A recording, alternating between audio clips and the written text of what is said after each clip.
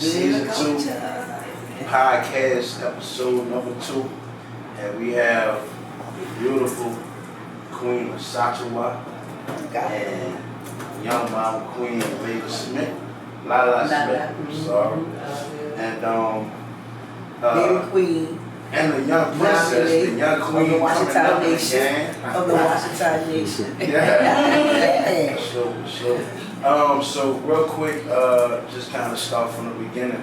Mama Queen, with you, what sparked your interest in getting into the culture of New Orleans in terms of the role you play? Well, thanks for having me. I really appreciate this.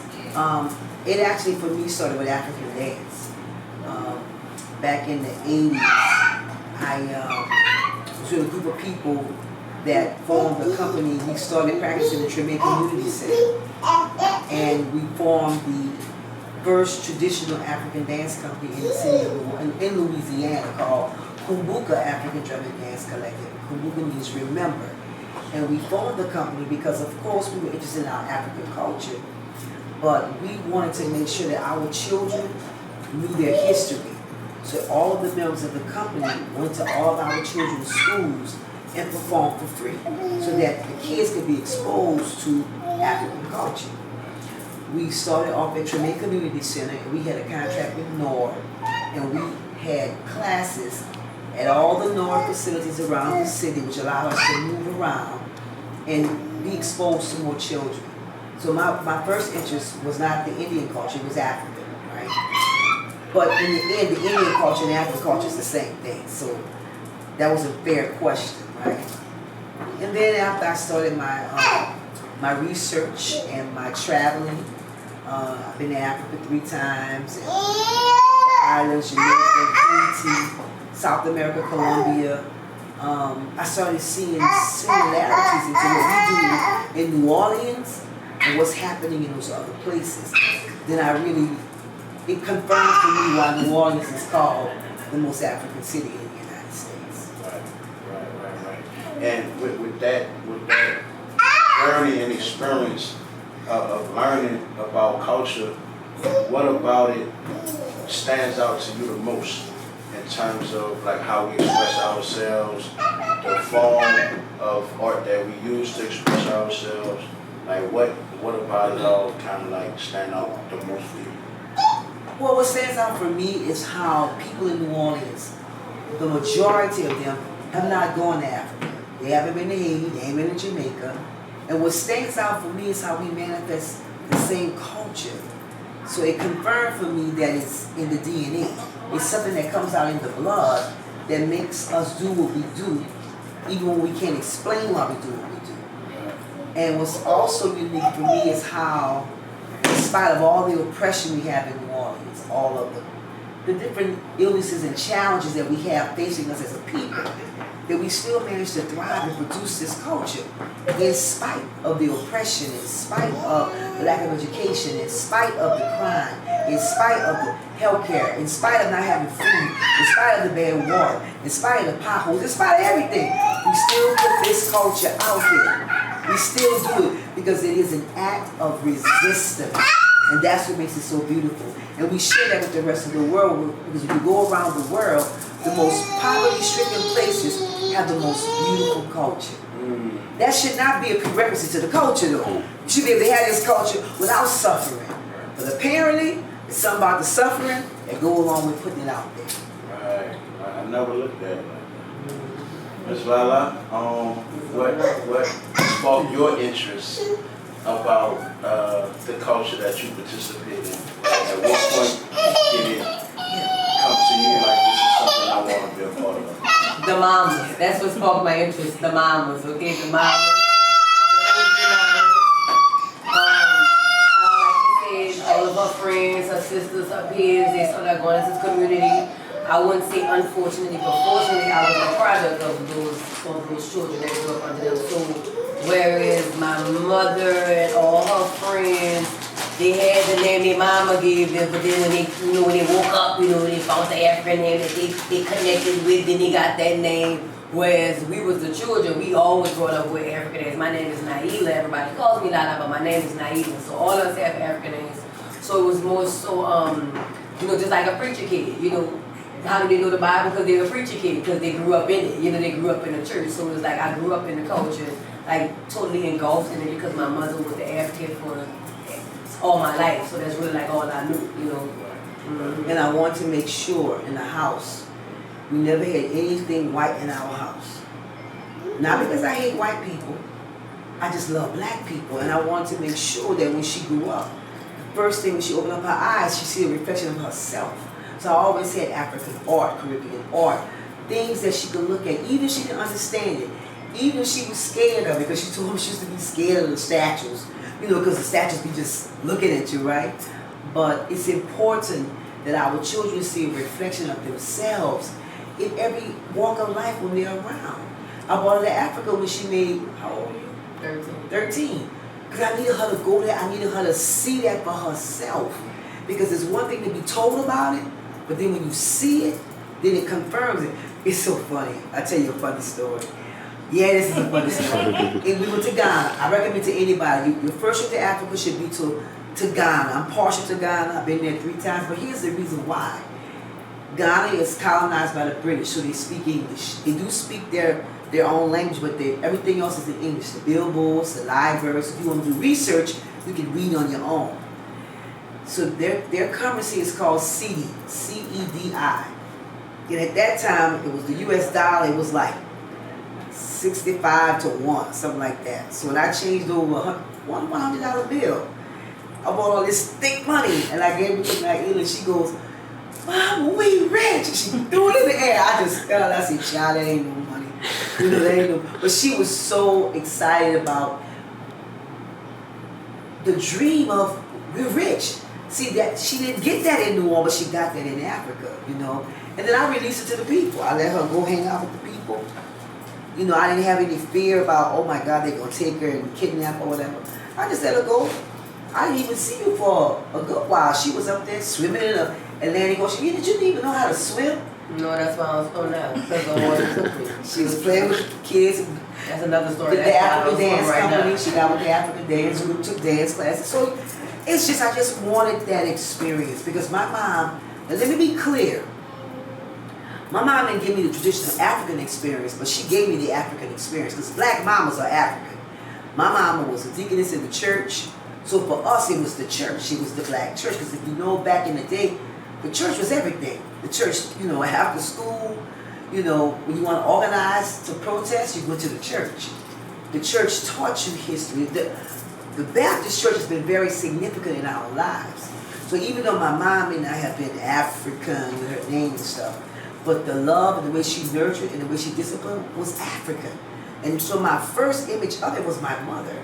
You know, the big black woman, you know, cooking in the cast iron pot, feeding the whole neighborhood. That's community, and that's African. So I don't want to make it seem like this culture we have in New Orleans is not African, because it is. It is African. Like I say, we're the most African city in the United States, and there's a lot of ways it manifests. It manifests not just in this culture, but it manifests in how we cook with the cast iron pot. The foods we cook, a lot of the foods that we eat that are known from Louisiana, okra, gumbo, sweet potatoes, red beans and rice, watermelon, all those foods, peanuts, all those foods are Louisiana staple food, but they all come from Africa. People don't know red beans and rice come from Africa. They don't even know rice come from Africa. They think rice comes from Manchu or Chinese people. It comes from Africa. Yes, Africa, right. So we were doing it. And you know all these different little things they be doing in our house. If somebody come to your house and the broom touch your feet, what you do? Spit on the broom. And what else you do? You take the salt and do what? Because you don't want that energy. That's Africa. You know, it's a wonderful thing how we retain all of that stuff, right? When somebody comes to your house, you want something to eat? You know, it's not like just come sit down. We gonna feed you, because that's what we do. It's about community, about nurturing everybody. They're singing, you know, like when we talk in our tone, people always say, you sound like you're from the island. Because, you know, when we talk, we kind of go, na, na, na, na. The tone goes up and it goes down.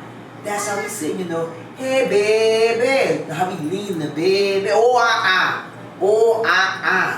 What? What'd you say, girl? So so it's a lot of things that we do, and until I went to Africa to see for myself, I just didn't know how much we had it. The first day I walked onto a funeral procession. At the funeral procession, it was a second line. They had the trumpet, the trombone, the tuba. They had the handkerchiefs and the umbrellas. I said, Lord, am I in New Orleans or am I in Africa? So it's one thing to hear it, it's another thing to see it.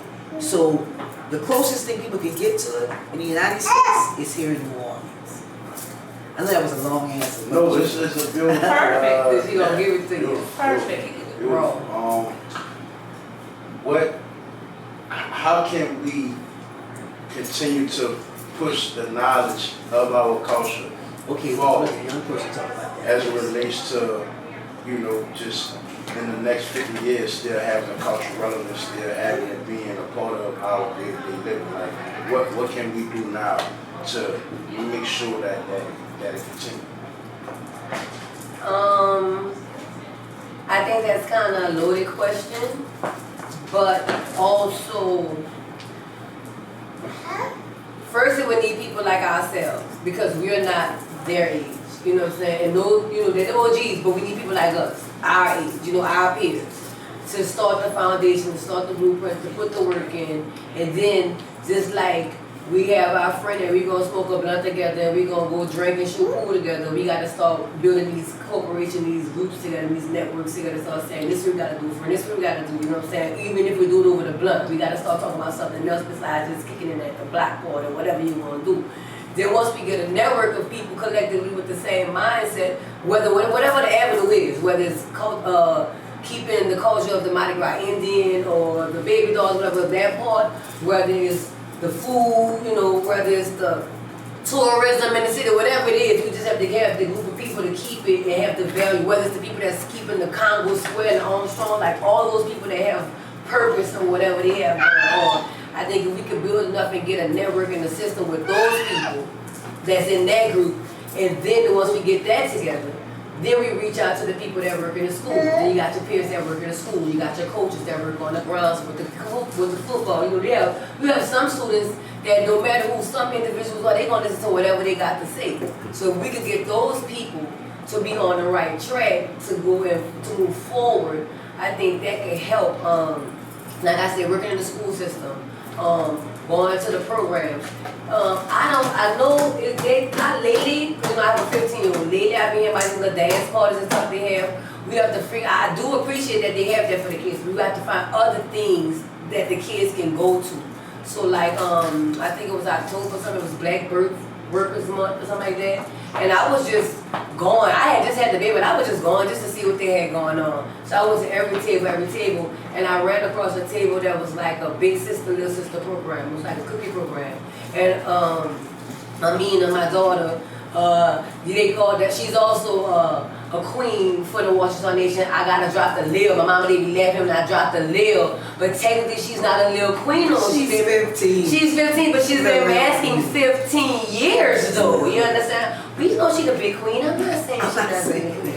My point is, I was just saying shout out to my Mina, you know what I'm saying? But Mina, she was so mad she didn't want to go to the program, but overall she was like, Mom, glad we went to the program, they gave her a stipend, you know what I'm saying? And they was talking about just those conversations that they don't always want to have with their mom or with their grandma or with their dad or whatever. So I think we just have programs and then ways we can outreach, because the girls was like maybe in their early 20s who was running the program, and they picked them up, they went to the library once or 2 times a week, and they discussed those odd conversations that they don't want to have with me, so they did it with them. So times like that, if you get groups like that, and then for whatever program, whether people want to do fashion, nails tech, like shout out to Jaquise, he got the program with the guys, right, with the kids doing the barbering right now. You just have to have programs and people that, and I don't even want to necessarily say parents, but just people who care about the children.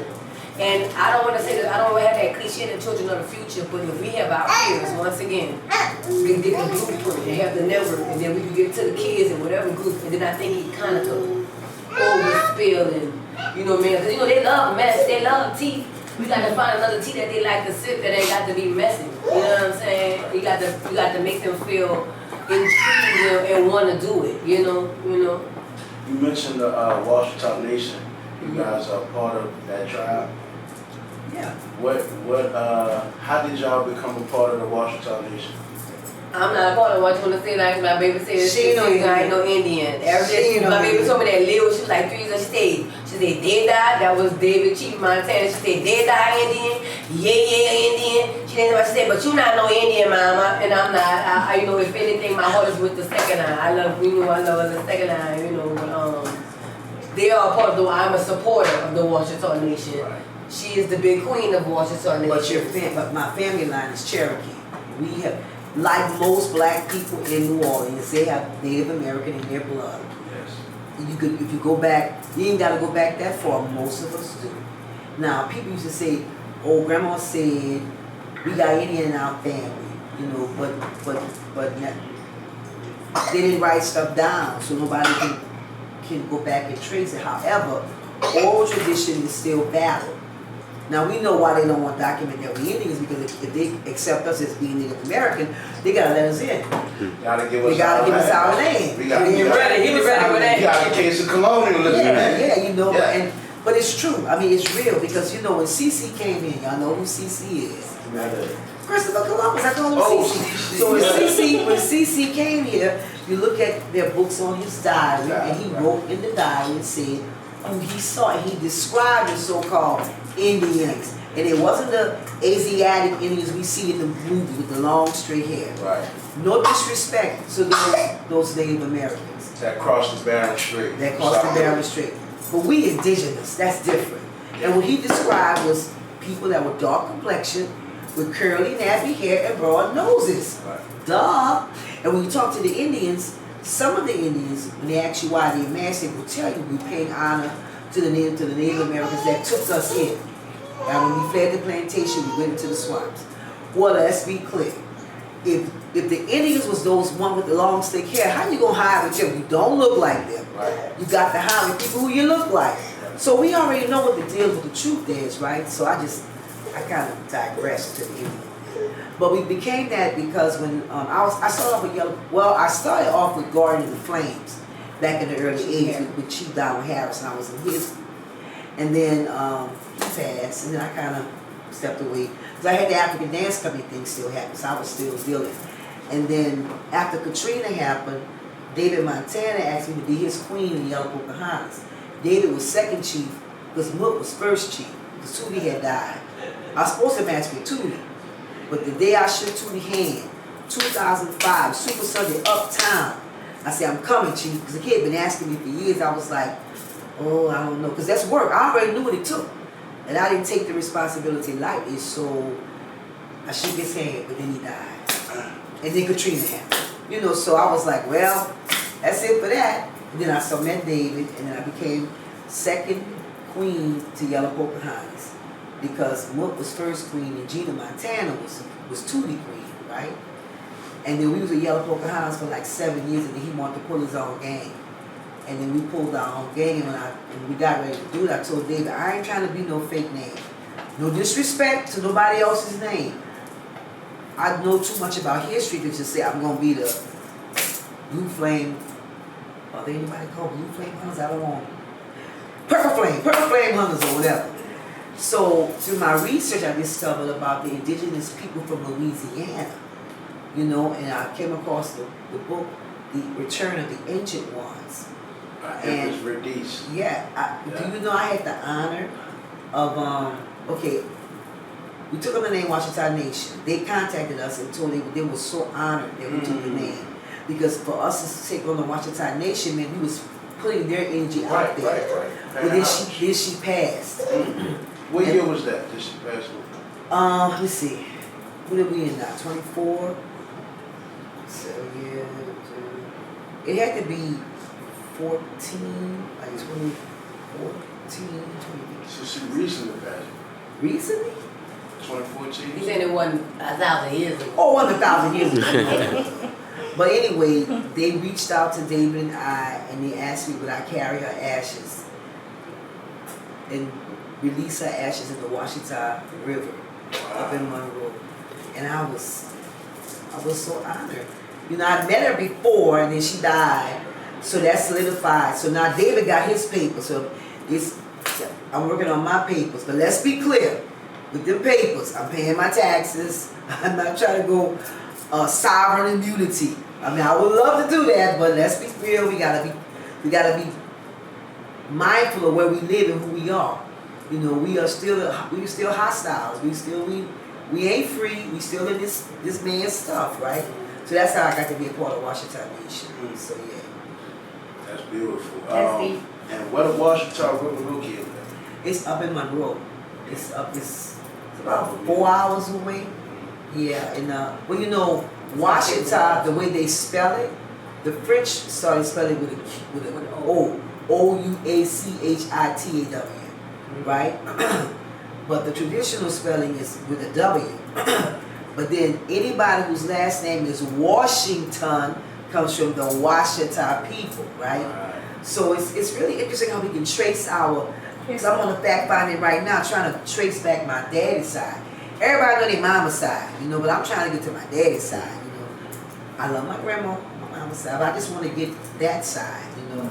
Because we don't have the luxury like most white people have. They can go back generations, because their history was written down. They took our history and just purposely rearranged us, confused us, because they didn't want us to know. But segue back into this culture. The fact that we are still manifesting, raising up this energy of indigenous people, that is so significant. And a lot of people in the rest of the world, they don't understand it. It's different from Zulu. It's different from baby dolls. And I'm not putting any of those down. It's just a different manifestation of it. And when you see it, it is this beautiful cultural expression of how to fight back. When we say won't bow down, we really mean we're not bowing down. You know, the average person, they don't really understand what you ain't got nothing, you don't own no buildings, you don't own no cities. How you gonna be so proud? Because at the end of the day, the stuff that you can't take to your grave, because you can't take none of that to your grave. But what you do have is your integrity, your humanity, your dignity, and the knowledge of who you are. Of all, that's the most important. And fam, that's the most important thing. And your kinship to God. That's right. As a child of God. That's the most important thing. Right.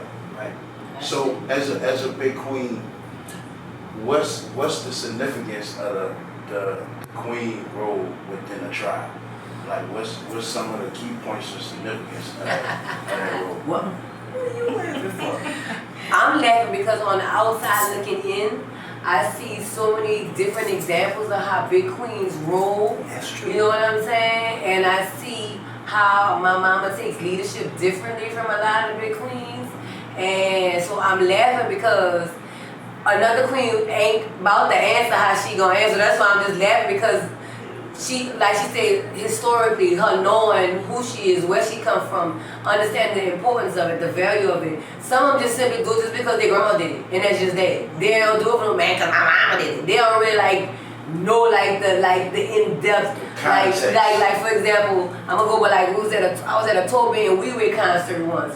And he asked the question about what the second line meant. And because I'm my mama child, you know, I'm about to tell him what the second line mean. But somebody washed it down, no, it's just because when somebody died. And I was like, no, that's not what it's for. But I'm just saying because people just used to what they think and what the blueprint of what things are. So for her answering that question, it's funny to me because her dynamic and her way and her leadership is not. It's top tier, you know what I'm saying? It's not the same. That's why I'm laughing, man. You know what I'm saying? You do your thing. She do her thing. It's a good laugh. She do her thing. No, but you know, I don't want to undermine the people who do it because their mama did it. That's significant too, because everybody don't. No, that's fine. That's fine. Yeah, because it's important that people carry on with their ancestors laid out for them. I don't ever want to negate the importance of all of it. See, that's the problem with the culture right now. We always think this is better than that, and this should not be, as opposed to seeing where we come together, where can we be united? Because that's our problem right now. And the problem that we have in the Indian world is the same problem we got in the black community. It's no different, we're the same people. We gotta come together when we come together. It doesn't matter if you are a Muslim, and you call God Allah, or you are a Christian and you call Jesus, or if you African or an Ifa, you say Olodumare, or if we got to find where we come together. At the end of the day, it's all the same. It's the same laws, the universal laws of the world.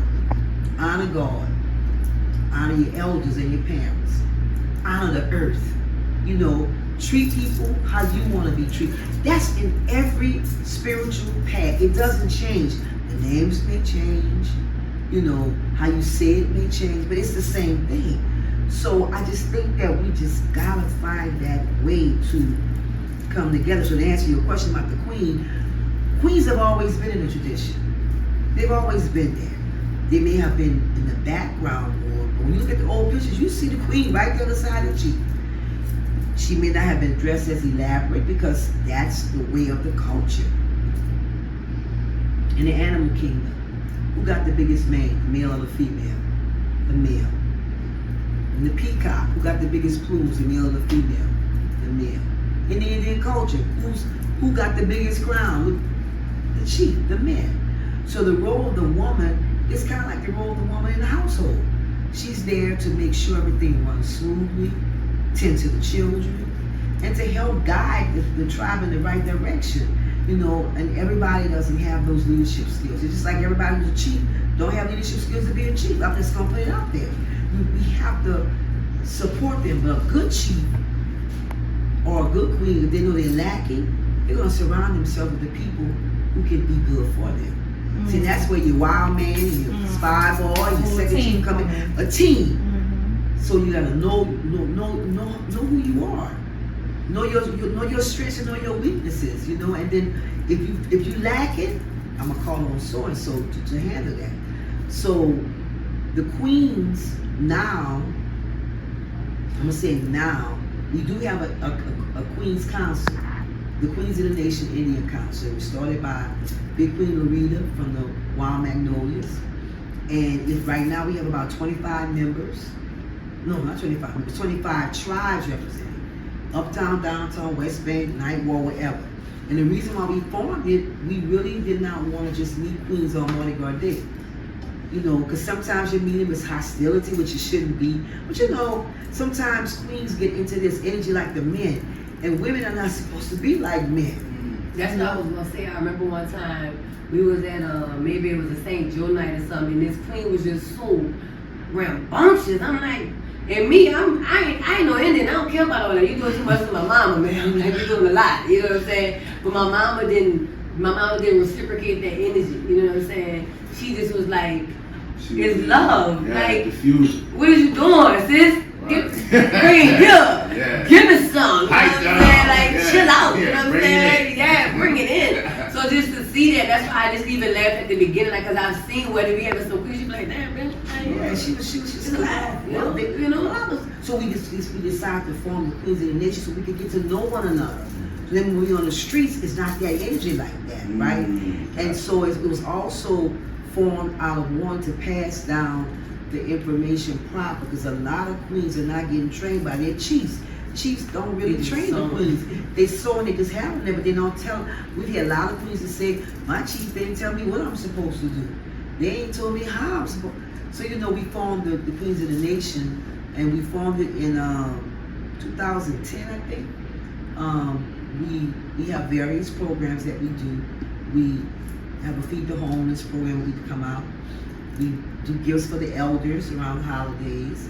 We have workshops for the queens, because we found that our workshops, queens need to get information, like where they could talk with other women, you know, like, so what you do, or how you do it, and what your chief said. Because there is a tradition, but this tradition is not, it's not written. And you can find from tribe to tribe different interpretations about how you're supposed to conduct yourself, right? So we also have retreats, because we recognize that the women need to have some wellness put into them, right? Because think about it, not just the queens, but the men too. We spend all these years, all these hours, all these days sewing, not getting any rest. Many people in the nation are unhealthy. you know, they consume a lot of alcohol, you know, they smoke, like you say, blunts. Okay, yeah, smoke blunts. I'm not down in there, but I'm just saying we gotta be more healthy. Because if this culture is gonna survive, we have to be healthy to survive. And we can't be healthy still trying to do what they did back in the day, drinking gunpowder and alcohol and yeah, they did all kinds of stuff to get geeked up, right? I rather get geeked up naturally, you know, and because that's what I feel when I do it. It's like, whoa, this energy is real. See, when the Holy Ghost come on you, you don't have to have the fake blunt to make that happen, right? I be talking about them blunts. So pretty. Y'all be petty, Betty. 'Cause I tell people all the time, I'm not naive. I used to smoke weed when I was young. They say when I was a child, I did childish things.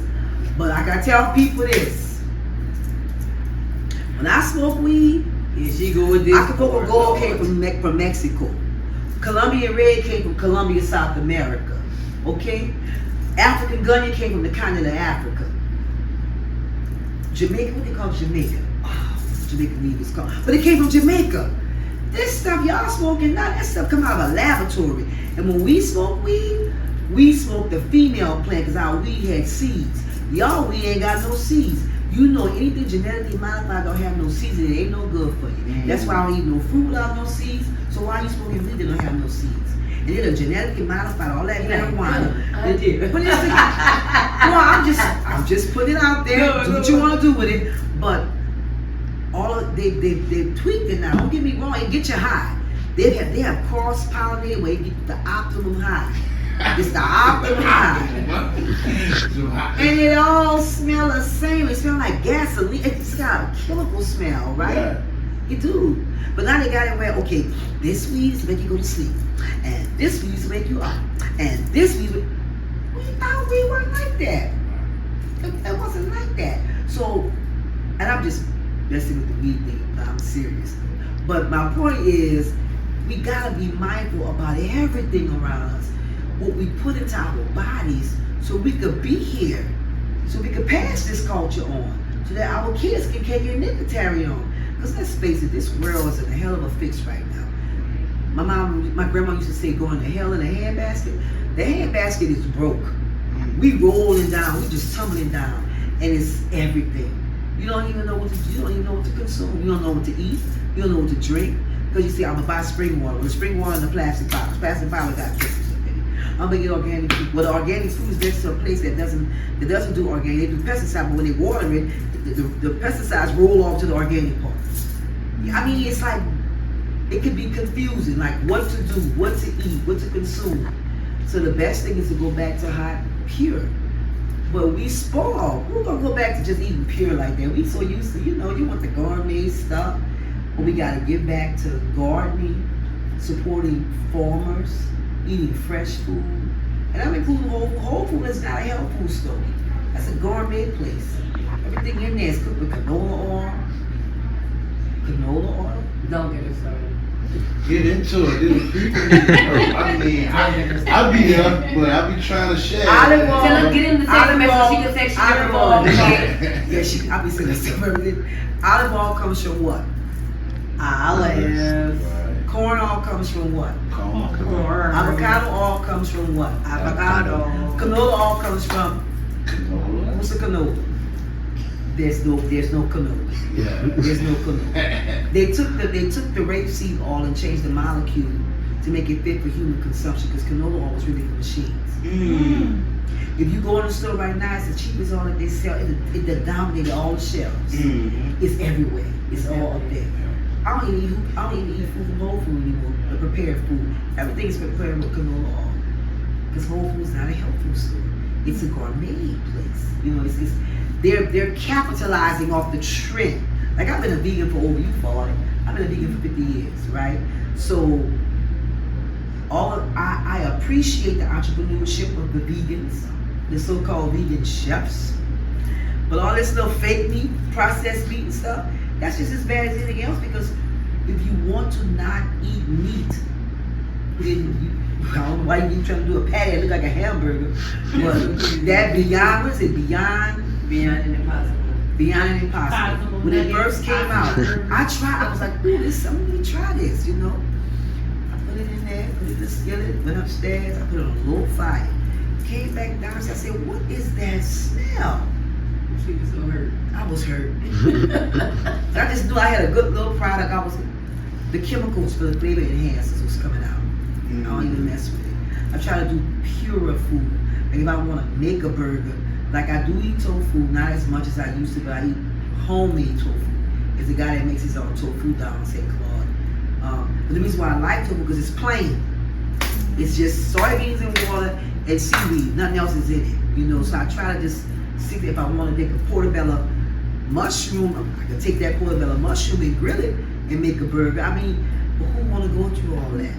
Everybody want convenience, so I get it. See, I see you thinking, so I'm trying to tell you, girl. Yeah, and that brings me to my next question because I saw this year at Jazz Fest, y'all did like a cook show or something. Live. I've been doing a cook show for years. I used to have a booth at the Jazz Fest. I had a booth at the Jazz Fest. Oh my God, you was amazing. You did the booth at Jazz Fest when I was little, and then we did Essence when I was like right. We've always been doing vegan food. Okay. We had the fruit salad, fresh squeezed lemonade. They took our booth and separated it. They eliminated to one person. But we had decided not to do it. It was lucrative, but it's a lot of work. It's just a lot of work, and we are only going after a small percentage of the population. Everybody's not trying to eat like that. Not at Jazz Fest. They go for crawfish Monica and etouffee and all that kind of stuff. No shout out to that. But we've been doing the food demo for a while. I'm just grateful that they recognize including that, in the whole thing. Shout out to Soul Sisters Creole Vegan Cuisine. Yeah, so and I'm grateful for that. I'm at the point of my life right now where I really want to support ventures from younger people. I just wish younger people would feel like how you continue your dad's thing.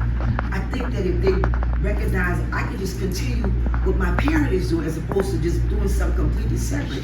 Because guess what? Your parents have laid the foundation, put it all in there. Everybody can have a t-shirt business. Everybody can be a vegan chef. I think the problem lies in the child, now adult, not identifying the value, whatever the parent laid down for them, and them totally disconnecting from them. So like even for me, like I eat meat now. Which is ridiculous. She was raised a vegan. I breastfed the child when she was 15 months old. Then she was raised as a vegan. Never had meat. The first piece of fruit she ate was when she was in Jamaica. Pineapple. The first thing she sucked in the whole, I exposed it to her. Then you get up in and you start eating meat again. Okay, I don't eat meat that much no more. Okay, I had not eaten meat. Absolutely. But the point is, that's the small example. And meat is poison now. This meat that they got out now, it would be different if it was the meat, from the farm that you raised. See, that's why our grandparents still farm. They ate meat, but they was raising their own food. They was raising their own animals, their own chickens, their own cows. Right now, the stuff we get is processed. And when you go to the store, you want to get the piece of meat that got the blood coming out. That ain't blood, that's red dye number 2, and it's been dead for like 6, 8, 12 months before you get it. And then let's not talk about when you eat the meat, you put it in your body, it sits in your colon for like, 2 days. All right, it sits in your colon for 2 days. She do this to me every and day. Then after it sits in there for 2 days, okay, think about it. We eat breakfast. What do we eat breakfast here? Meat. It's going to either be bacon, sausage, whatever. So you got to eat that. Okay, that's going down. Then lunchtime comes, which eat more meat. It's going to be chicken or hamburger or something like that. So that meat coming on top of that meat. Well, the first one ain't digested yet, so the second one is coming down. And the colon is going, hell. Then when dinner time comes, it's going down. But then you got a big old thing of meat. So we're overstressing our bodies, our core. And I don't want to make people feel bad about it. I just yes, you do. I just want to know the truth. This ain't your mama. You don't understand. I get a message on Instagram. She doesn't know how to work Instagram, but I get a message on Instagram every day about this. I get a text message every morning about this. I don't want to be giving my grandbabies it ain't about the baby. I'm just crap. The stuff that we grew up on. You know the little zuzus and the little this and the that. That stuff is poison. Can I ask you, what was that you gave your granddaughter earlier? Seaweed. Give me one. Let me ask you this. It's good, like that. In terms of the processed, in terms of like the processed items that's available for us, when we look at community and we see these corner stores that's filled with processed items, is it safe to say that they purposely put us in food deserts so that we're not getting the right proper nutrition? All of it is man-made. Well, I think they do. Designs. They do put us in those positions, but here's the reality: the white folks eating that stuff too. It's in their store too. When you go into the store, the processed stuff is all there. You gotta learn how to walk past it. You gotta learn how to walk past it. I do most of my shopping in the vegetable section, the fresh vegetable section, and That's it.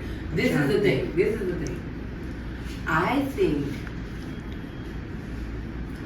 just like she like first of all, you just have to want to know and have to also, just like she tried it. People want the opportunity just to try some things.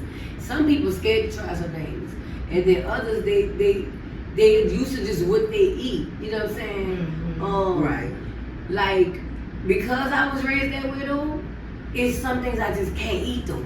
Because I could taste the poison in it. Like, I could taste it. Like, sometimes I don't understand how, like, people, like, it's so crazy, a lot of stuff that people eat every day. Like, everyday little items that you be like, what, you don't eat that? Like, I just had yakami for the first time when I got pregnant. Well, I'm about to be 41 in a week. I just had yakami for the first time. So I'm just saying little things. If you don't know how to, if you're not exposed to it, if you're not a foodie to want to try something, and then if you're frugal, eating healthy is expensive, so you're not about to take your chance and spend your money on it. You're like, well, I don't even know if I'm gonna eat that. You know what I'm saying? Yakami ain't that bad. I mean, it's just basically soup. I'm just giving examples of everyday things that people eat there. Because I was raised vegan, though, I couldn't grasp the concept of why y'all eating noodles with a ball egg with beef. Like, I just couldn't. I couldn't get it. I don't eat stuffed eggs. I don't eat ham sandwiches. There's a lot of stuff that just people that eat on a regular. I just be like, seafood. I don't eat seafood. Like, is it like seawater? Why, you know, something saying just so, that's me being raised vegan. You know what I'm saying? I'm staying vegan, but when I was growing up, we wasn't called vegan. Vegan wasn't even a word. That's a new word. I was called vegan. And it wasn't plant-based. We didn't say plant-based. Yeah. But it was plant, but we didn't use the terminology. I think but we digress. What prompted you to go in that direction of veganism? Two things. My dad died when he was 37 years old. Wow. My dad was young. He had high blood pressure. How old you was at the time? 9. And so that was part of it. But then when I was in college, I saw this video, and it was how they processed meat, and I just was done. You know, I came home to my mom's house, and I said, Mom, I'm not gonna be eating meat no more. You don't tell your mom you're not gonna eat no food. You just don't do that. So I did a gradual thing. First, I cut the pork out first. I don't know why people eat pork. I cut the pork. DNA is crazy. I love bacon too, and I found out she was the bacon thief in the house. Well, that blew my mind. Yeah. That blew my mind. That blew my mind. I wasn't born a vegan, you know. No, but it's just funny to hear that your mama would stress every meeting, every day. I barely could drink a Sprite growing up. You understand what I'm saying? Oh, soft drinks are just worse. None of that, you know. So to find out that she was my only whipping growing up nothing in a was soft when he drink bacon. even worthy of So to touching find out your that she was mouth. the bacon thief It's growing just up was like, why is the eating bacon like that? But I'll tell you this, I will drink like if I'm at somewhere, an event, and they're selling alcohol and stuff like that, I'll just get a big cranberry and pineapple juice and stuff like that. Or if I'm feeling good, I might get a sparkly carbonated something. But anyway, you asked me that. When I saw that film, I was just done. And I started with the meat first, then I went to the seafood. Fish was the last thing I let go. Then when I found out that the shrimps and the crawfish eat the crap off the floor, eat the shit off the thing, I was like, that's like a cockroach. Actually, cockroaches and crawfishes look a lot. Like if you turn them on their back, they look the same, like they're in the same family. Like they do. They do, you know? And I predict people gonna be eating cockroaches. I told you they just made a meme about that. I didn't show it to you. No. I've been saying that for They years. gonna be eating Y'all cockroaches. niggas just eat anything. They gonna fry up cockroaches. Y'all gonna eat it. Man, choose gonna Yeah, sell it. They're it's gonna fine. bad. They're gonna be out. Man, you selling it. Total statue. That's right. They're gonna be They would eat it. Well, they eat grasshoppers now. Grasshoppers, ants. They do eat those insects now, so I can see it. That's how I got there. But I don't want to be. I'm telling y'all this on the podcast, but I'm not the kind of person that if I'm around somebody, I don't do that. But when they be talking about my food, they go like, what is it? Look, I said, look, don't start with me, because if you don't want me to go in on you, Right. I said, what? Don't. They go like, what is that? But then when we set the food, the vegan food up, the meat eaters eat up all the vegan food. Because people just want something that tastes good. What's your favorite dish to prepare in the vegan dietary? As far as the catering business, people always want the norm. They want veggie rice and barbecue tofu because that's just your regular fried chicken and shrimp fried rice. They just want the norm. Nobody wants to go outside the box. Right. So the people always want veggie rice and barbecue tofu.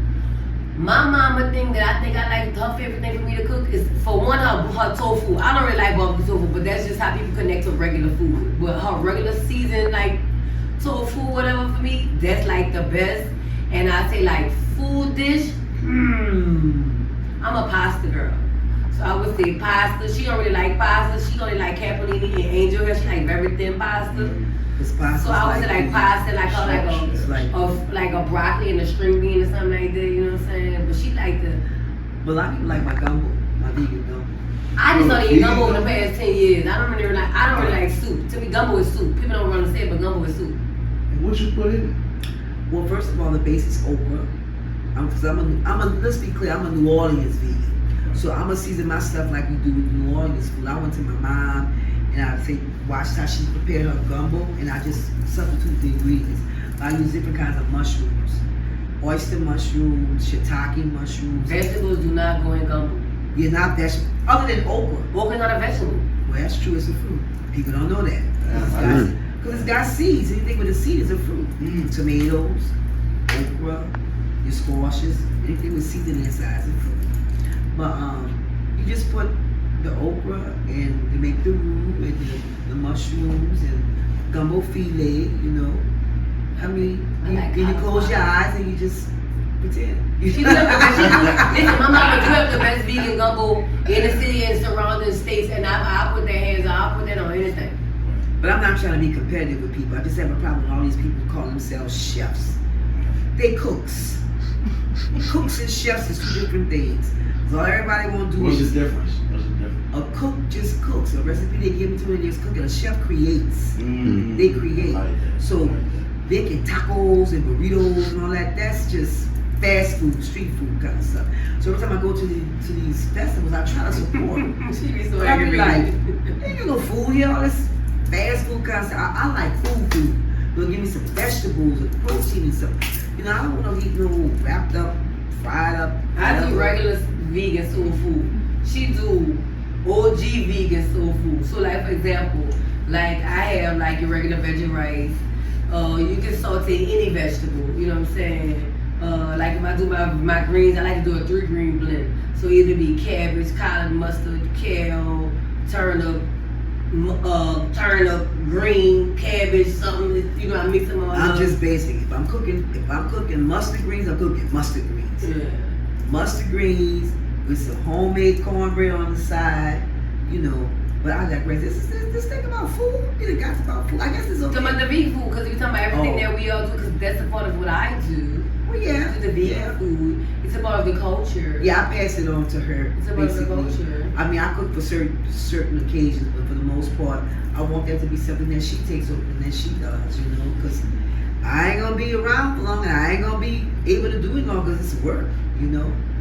Speaking of that really fast, you saying you're not gonna be around long, you're not wishing nothing like that. But how long exactly has it been? How many years as queen? 17 years. 18 years, 17, 18 years. How about me at 15? So like another 20 years from now, where do you see yourself in the culture? She does change the time. She's like, wait a minute, if me at 15, then she says longer. Because me have been married for 15 years. So I guess 20, maybe 19. Yeah, something like that. Yeah. I don't think it's 20 yet. I think it's right under 20. I think it's right under 20. Now I don't count the time with Donald Harrison, because with Donald Harrison, we was his queens, but he wanted us to wear African stuff because he wanted to show the connection between Africa and the Indians. And so you see pictures of me with the baby, I had it going on, baby. I had the Carrie Michelle Brown, the little tight little short skirt, the African hat in the drum. pictures of me. I'm in Tootie's last suit film, Michael Spitz's book, you know. So I don't count that, but I should, but I don't because I wasn't doing the sewing. You know, my fingers wasn't getting all blistered up and stuff like that. I'm old school Indian, even though I'm not as old as my older queens that I know. I believe in the commitment. I believe in the sewing. I believe in, you know, staying true to it. I believe in the sacrifice of it, but at the same time, I believe you gotta get smart. I believe that a lot of people are getting older in the culture. So see this walking, that's just overplayed. I'm sorry. You know, there was a reason why the other Indians used to walk in their neighborhoods. They stayed in their neighborhoods. Now we want to walk outside our neighborhood and do a whole walk like them Super Sundays. Man, that is ridiculous. It's just too much. The walking. So now I understand why I would see Indians would get in, like when you do Uptown Super Sunday, we used to get in by Chicken Mart and walk the whole route. I would see Indians lined up when we coming down, was it Washington? And they peeling in right there right before we go in the park. I was like, oh, that's how they do it. Mm-hmm. Or when they do downtown Super Sunday, they don't come in from the bayou. They peel in at Ursuline, and you know. I said that's how you deal with it because the walking after a while, like I'm 68. I'm not anciently old, but you know the knees, the concrete in the knees, it'd be like this is a lot. And a lot of your cheeks are old. They're like in their 70s. Some of them close to 80. That's a lot of walking. And the suits are heavy. Yeah, what they say, drink pickle juice. You think of pickle juice. They say pickle juice help with the cramps. That's what I heard, right? But I think some things have to be modified. You know, like, I'm not saying put us in a car or a float, but the routes, I know why they have it. They have it so more people can see the suits. You know, you spend the whole year working on your suit. People only gonna see it on Mardi Gras. You know, you give Super Sunday gives people an opportunity to see the beauty 3 times. You know, Algiers, downtown, and Uptown Super Sunday. So I agree with having it. But I think the routes are just entirely too long. You know, it's not like we stop like the second lines have these stops when they stop at these clubs and stuff. We don't have stops. You know, so yeah. But that's how long it's back. You know, I don't be thinking about it. I just be doing it. You know, I don't think about the time. But I love when I see my babies, your daughter. I'm still trying to get my calendar, that Aya come back. You know, my babies, other little girls. I remember the first time I masked, and a little girl looked at me, and she looked up, and she said, "I like your boobs," and she said, "Your earrings is," because that's what little girls do, you know. So she was all into me, but I took that as an opportunity to say, "What school do you go to? Are you doing your homework? Are you obeying your mother? Do you clean your room? Are you eating your vegetables?" And she was like, yeah, because I didn't want to take that for granted. That time I had her attention, and I didn't just want to be about the beautiful queen. I needed to have an impact on my life, you know. So. Yep. So yeah, it's been a while. It's been a while. Well, I mean, that's a beautiful in-depth interview and story. Is there any last? If there was like a lasting statement you could give to the youth to encourage them to continue the culture, what would it be? Both of you. Being the fact that I really stand on being a 7-war African, because you know she had me so engulfed in this African culture, in this Caribbean culture. But you know, I still went to John Mack. You know, I still and Noka. You was not at John Mack all day. She saying Noka, but they kicked me out, and I still because that didn't matter. It's okay, man. I went to Noka. But I went to John Mack. I still was around with the regulars, and then you know the regular day, and I'm with them too. I'm not saying like that, but I'm saying I'm duality. Yeah. Because I love it. Let's be clear. I'm not the kind of person that think I don't want to be around my people. Even though I may know what I know, I still want to be with my people. Right. So when she was around the regulars, I didn't have no problem with her being around with the regulars. I just needed her to know who she is and not be influenced by something the regulars was doing that she wasn't supposed to be doing. That's all I'm saying. So with that being said, because I'm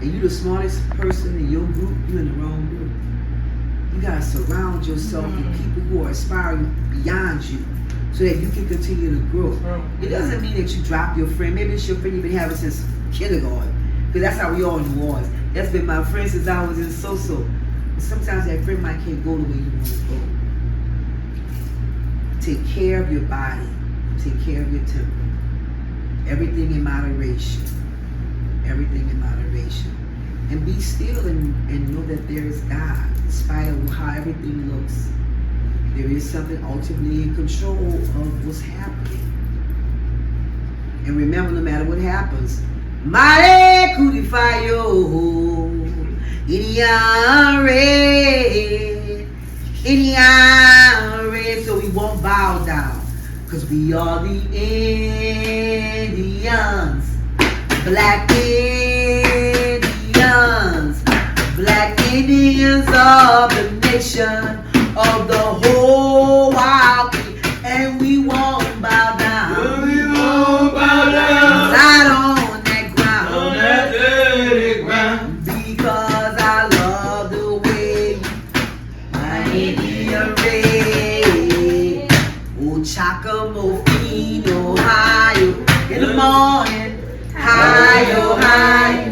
In the evening, Ohio, Ohio, Ohio. All day long, Ohio, Ohio, Ohio. Oh, my Indian race. Oh, my Indian race. Oh, they killed them dead. Oh, they killed them dead. Because I love the way you call my Indian race.